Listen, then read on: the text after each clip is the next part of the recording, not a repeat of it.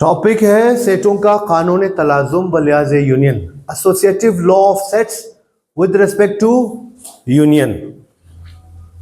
ठीक, यूनियन की अलामत ये वाली, ठीक है, इंटरसेक्शन की अलामत ये।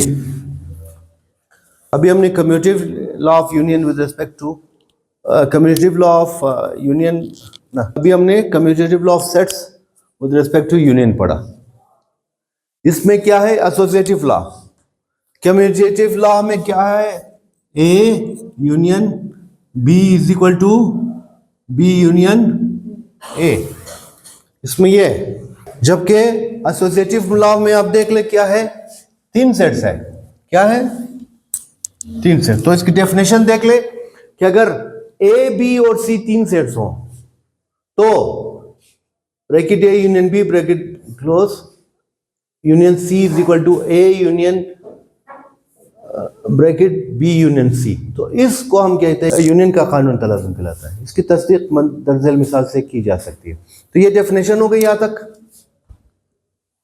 यानी ये क्या कहता है? ये कहता है पहले आप इन दो सेट्स को यूनियन करें, फिर इसका जो आंसर आएगा आप तीसरे सेट सी के साथ यूनियन करें, आंसर सेम आएगा। कि अगर आप दूसरे और तीसरे सेट्स को पहले उनका यूनियन निकाले, वो जो आंसर आ गया उनके यूनियन को एक के साथ उसका यूनियन बनाए तो आंसर सेम आएगा। ठीक है। अब इसकी वेरिफिकेशन के लिए, तस्दीक के लिए एक मिसाल दी गई है, इसको जरा देख ले। कि मिसाल देखे जरा इसकी। ए बी सी तीन सेट्स। सबसे पहला हम यहां से ये LHS। अब LHS में पहला काम हमने क्या करना है? LHS याद है क्या है? ये वाला, यानी A union B intersection union C। सबसे पहले हम ये काम करेंगे। तो ये दो स्टेप में होगा। एक पहले ये जो ब्रैकेट के अंदर है उसका आप हल कर ले। A union B, A union B, पहला काम ये A यूनियन B, ये A, फिर ये यूनियन की अलामत PB।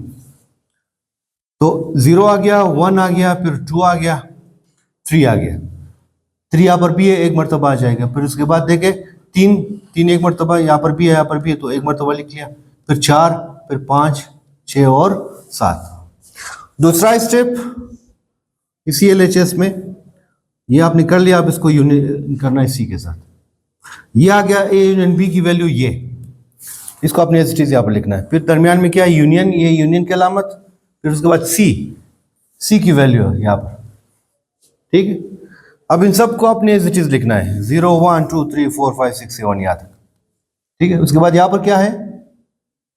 5 6 7 8। देखिए 5 6 7 ये पहले से आया हुआ है तो हमने पहले लिख लिया। बाकी क्या है? 8 9, तो 8 9 इसको आप नाम देंगे इक्वेशन 1। अब उसके बाद यहां से RHS की वैल्यू, RHS को आपने फाइंड करना है। RHS क्या कहता है? A union B union C, ये हमारा RHS है। तो RHS के लिए आप उसी तरह दो स्टेप में काम करेंगे। सबसे पहले ये जो ब्रैकेट के अंदर है ये वाला, ये आप काम करो, इसको आप निकालोगे। B की वैल्यू क्या है? ये चीज यूनियन की वैल्यू, यूनियन की अलामत ये C की वैल्यू ये 3 हमने लिख लिया। फिर उसके बाद 4, फिर 5, फिर 6, फिर 7। अब इनमें आप देख ले, ये 5 6 7 यहाँ पर भी है, यहाँ पर भी है, तो ये तो हमने पहले लिख लिया है, कोई फर्क, इस एक मरतबा लिख लिया है, सही है। उसके बाद 8 और 9 ये हमने लिख लिया। ये आ गया B यूनियन C की वैल्यू। अब दूसरा स्टेप उसी तरह, इसको आप मिलाओगे किसके साथ? A के साथ।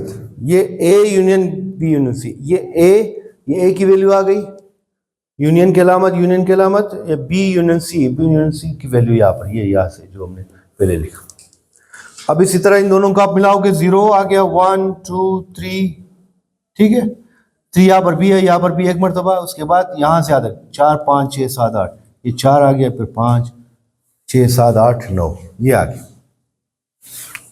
बात क्लियर है? तक यहाँ पर आप देख ले के ये मुसावत नंबर 1, मुसावत नंबर 2, 1 और 2 से तस्दीक है कि ये जो LHS है RHS आपस में बराबर है। ये वैल्यू और ये वैल्यू आपस में बराबर है। तो associative law with respect to union की भी तस्दीक हो गई। ये आपने इनके नाम याद रखना है और इसी तरह के सवालात आपने हल करना है, बिल्कुल इसी तरह के सवालात होंगे। नेक्स्ट टाइम मिलते हैं अगले और टॉपिक में।